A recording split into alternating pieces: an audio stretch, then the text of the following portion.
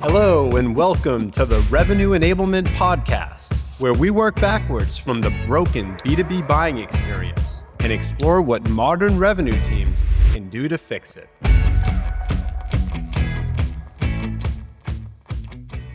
Hello, I'm Mark Magnacca, and I'm excited to introduce you to our next guest on the Revenue Enablement Podcast, and that is Sheevaun Thatcher. Sheevaun, welcome to the program. Thank you. I'm glad to be here. Sheevaun, let's jump right in.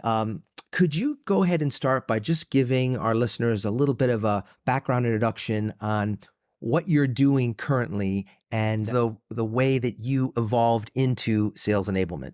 Currently, I'm at Salesforce, and I lead the Slack Enablement team there. I got here through a career jungle gym. There was no ladder. I've done PMM. I've done sales. I carried a bag for a while. I was a solution engineer for many, many years. Back in 2008, during the last big recession, I was told that I could either take a package or do this new thing. And I was like, what is this new thing? And the woman I worked for at the time, she was the SVP of sales and quite a visionary. And she said, you know all that stuff you do with the solution engineers? And I said, yeah. She said, can you do that with everybody in sales? I was like, oh, okay, sure. What do you want me to do? And she goes, I don't know, make it up. Whatever it is you do, just keep doing it. Just, scale it. I'm like, okay. So what do I call myself? She goes, I don't know, make it up. So my first title was VP of Global Success Metrics. I had no idea what to call myself. Sales enablement wasn't a term. Yeah. It was revenue enablement. There was no term like that. Fascinating. So it's sort of been this circuitous journey, and it is kind of unusual, actually. It's a new perspective, which I'm excited to hear more about from the SE side of things. We know that 90% of job satisfaction comes from the relationship with your direct manager. What's your perspective on the role of frontline sales managers, both in the onboarding of new sellers as well as in helping them achieve their goals in their career? When it comes to the sales managers themselves, I think they have to be involved. When I did onboarding at a previous company, we were very, very specific about what we did. They had to do a bunch of async work, pre-work, before they were even allowed to come to the instructor-led. And that was the responsibility of the seller, the new seller, Yes, and their manager. And then on the last day, which was the Friday, where they did their show yes, the manager had to be there. Either had to be there in person or they had to be there live remote. It's completely aligned with the conclusions I've come to, not just based on my own experience at our own company and having had a consulting company before this, but now that I look out among our customers across multiple different industries. Do you realize that the average frontline sales manager hires one person per year? Imagine if you played golf once a year and you were expected to be proficient at it. We've got to support the sales manager to make sure they're proficient, to be at that meeting that you've just described, to be part of the process and have them understand that we could do everything else right in enablement. And if the relationship doesn't gel between the sales manager and the new employee in that first 30, 60 days, it might all be for naught. It will all be for naught. Let's talk about R2N4. Does that ring a bell?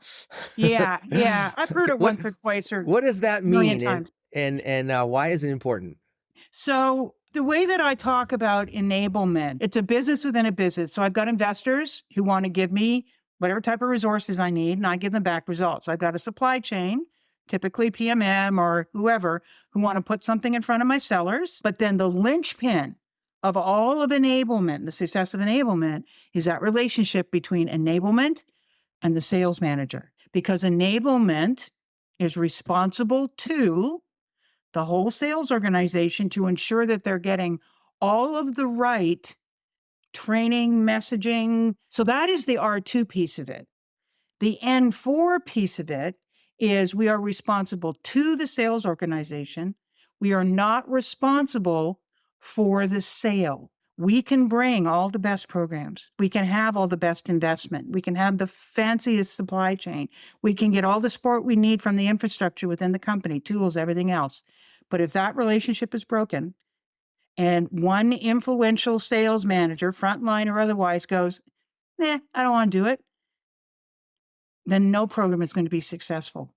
They are responsible for the sale. They are also responsible for the execution of any of these programs that we put together in conjunction with them. What's so actually profound about what you just said is it answers the question that's been asked of me by certain executives, which is, why does sales need its own thing versus the people we have in our L&D organization? R2 and 4, it literally just answers the whole piece right there, because the nature of a person with a learning background whose job has largely been to do training that is at the enterprise level or mandatory, it's a completely different mindset than what you've just described.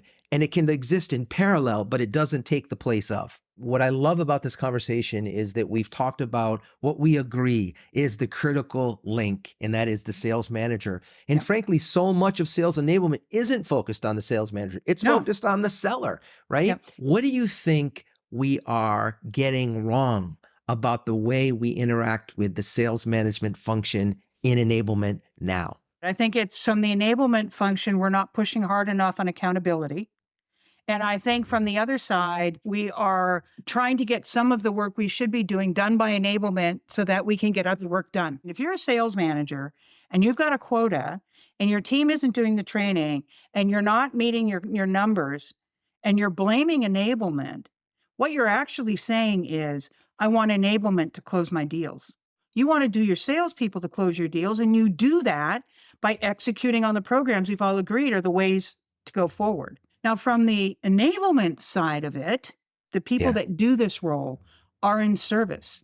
We have a hard time saying no. This is what I teach every single new enabler. You don't have to say no. What you have to say is it aligned to the go-to-market? Yes. And how? How you want to measure it? What do you want people to do? What's the priority with everything else that we've got? When you ask those questions, they have to come back and think, this really isn't a priority. Let me focus on what really is. Sheevaun, this has been such a great conversation. I'm looking forward to continuing at Sales 3.0 and beyond. So thank you so much for your time. Thanks for the style that you bring to this and the knowledge and perspective. Thank you, and to be continued. Thanks for tuning in to the Revenue Enablement Podcast. If you enjoyed this episode and want to hear more, subscribe wherever you listen to podcasts. For enablement insights in 60 seconds or less, follow Enable Minutes wherever you scroll.